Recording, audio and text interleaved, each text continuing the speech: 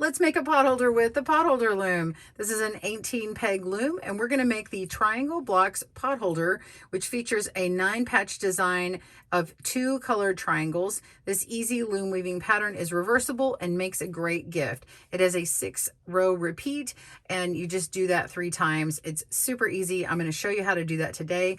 You can find a detailed chart of the design at Piglet's Potholder Patterns Triangle Blocks. Share with permission under Creative Commons. Let's begin our tutorial. Welcome to GoodKnitKisses. We're all about helping you stitch your love and love your stitches. This pattern has written instructions and links to both right and left-handed video tutorials for your convenience, as well as a link to that chart that we refer to in this pattern. So visit the link down below in the video description to our blog. If you'd like to purchase an ad-free version, you can get that right on our website now or our Ravelry and Etsy stores. We won't be publishing the Creative Commons chart, but there will be a link in the PDF and on our blog. And we will have fully written instructions for each pattern that is listed in our series. Check those out down below, and also a link for seaming potholders. All right, let's jump in. For your materials, you're going to need 18 of 2 different colors. So 18 loops I've got here of red and 18 of green. And you're gonna need your 18 peg loom and your loom tool, or you can use a crochet hook for when you want to finish off the last few rows or hook it around to complete that. I'm gonna show you the first 6 rows, and then those will get repeated. And then I'll show you how to complete the final couple of rows and bind off. All right, let's dive in. For the warp, which is the vertical up and down, you're going to put across 9 red and 9 green. You're going to start with color A and put those on pegs 1 through 3. So these 1 through 3.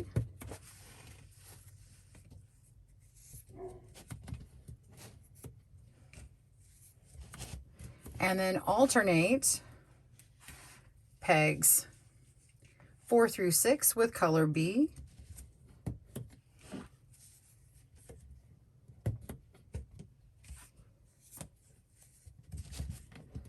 And then simply repeat that. So you're going to continue again with A, the next 3 loops, or the next 3 pairs in red or contrast A, and then 3 of the next color,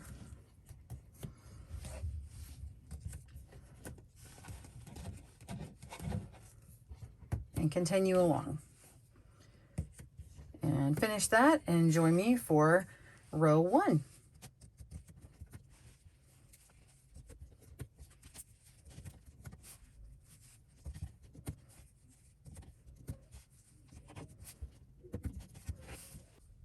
For our rows, we're going to begin with color B or contrast B. We're going to work with that 3 times and then alternate with contrast A. So you can see I've got 3 together and just alternated down here, so I can just grab those colors at a time and then work on my weaving over here. So I've begun with A on our warps, but we're going to begin with B over on our weave. All right, so pick up one of your color Bs or contrast B, and we're going to weave under 1 and then place that on there.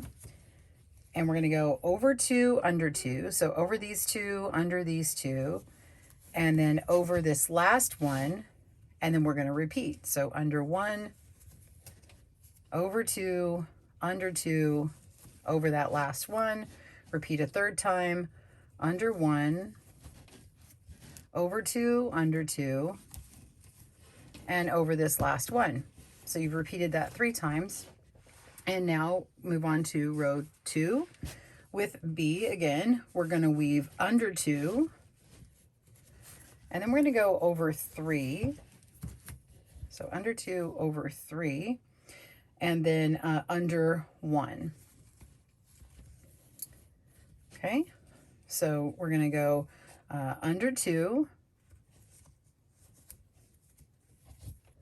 over 3,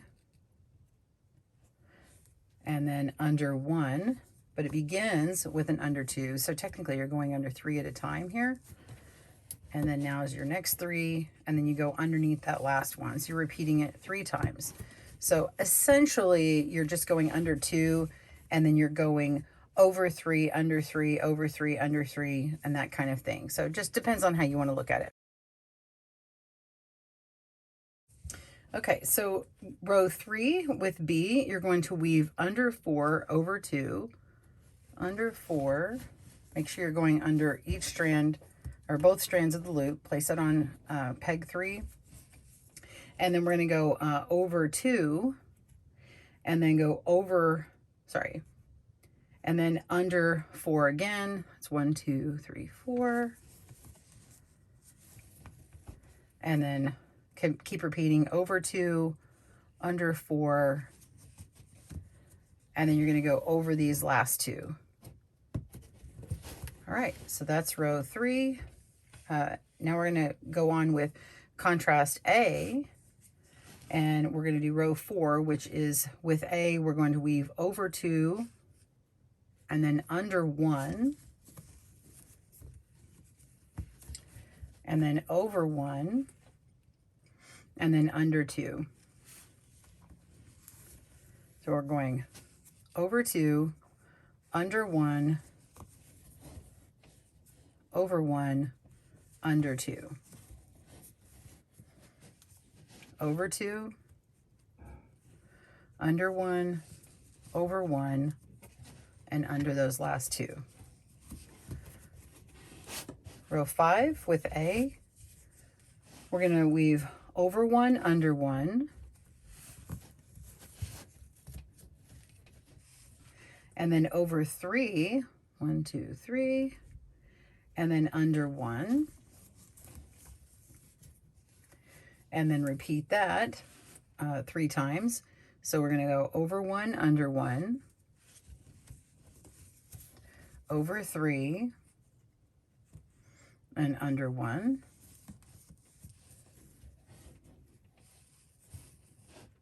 and then over 1, under 1, over 3, and then under this very last one. Make sure you don't twist it. There we go. And then last one, row 6, weave over 1, under 2. So over 1, under 2. There we go. And then over 4. 1, 2, 3, 4. And then repeat that one 2 times. So under 2, over 4,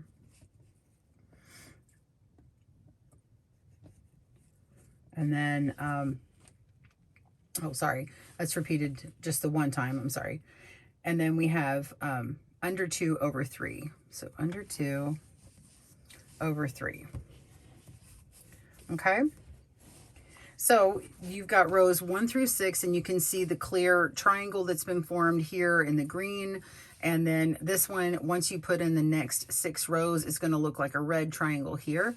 So go ahead and repeat rows 1 through 6 2 times, and then you will have all 9 of your triangles and you will be ready to bind off. I'll show you what to do on the last couple of rows when you start running out of room by using your crochet hook. We'll see you soon. All right, we're on row 4 of my 6-row repeat, and I'm on the second time I'm running through it. So row 4 has me start with going under 4 of them. So I was going to come back when I only had a few rows left, but actually this one's a little bit harder to me to just go straight up underneath 4 of them. I don't know why, but I'm going to show you the technique early. So go ahead and pick up your crochet hook or whatever, and then you're just going to pick up the first 4 with your crochet hook. I just start at the 4th one and work my way towards the front. And then go ahead and place my loop down. And then you can let it be loose. Oops, that's too loose. Let me put it down again. Okay, so then you can stretch it across, or you can let it be loose. If you let it be loose, you really can only do it just at this one point, because otherwise it's just going to fall back on itself. So go ahead and place these loops back on. So 1, 2, 3, and 4. And now you can pick up this loop that you stretched across and finish the repeat, which is going over the next 2, and then we go under 4 again. So you're just going to pick up these next 4 and stretch this one across, and lay back down. So this is really how you finish out the remaining rows. Okay, so once you've done all of your rows, we'll come back and I'll show you how to bind off if you haven't done one of these in my videos before.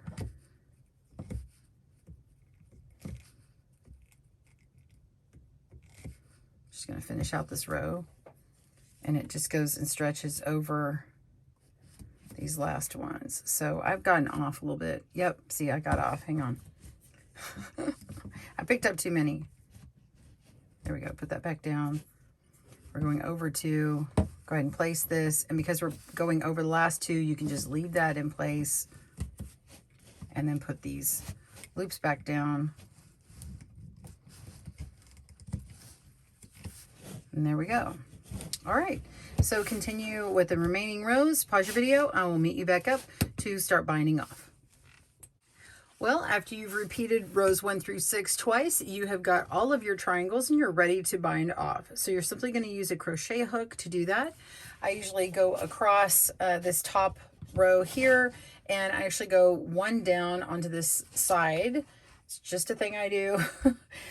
For consistency. So I pick up this last stitch here. You can begin really wherever you like, and then I'm going to go to the first one on this row and then crochet it through. So pull the top one over, and so that next one goes through. So go to the next one and pull through and crochet. You're just slipping that stitch around your edge. So you're just going to continue doing that, and I'll meet you back up for the very last stitch.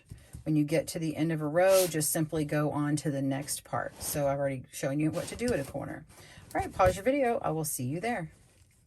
All right, we're down to our last stitch. Okay, so we've got the one on my hook and the last one here, and just put it through and pull it all the way through.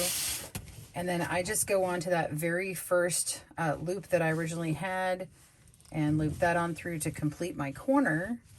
And you can see it's a really puffy, I don't know if you can really tell, but it has kind of a waffle look to it. So this one's, it's actually kind of scrubby. You could use it for a Christmas scrubber if you wanted. But yeah, it's really stretchy and has a cool waffle look to it. I kind of like it. It's about a 5" by 5". So go ahead and finish this off. Just turn it over to the back. I pull it out of the loop and I go through another one of the same color and pull through, and then I'll go through and do that again on a few of the other loops, and they're all the same color down over here, so no worries on that.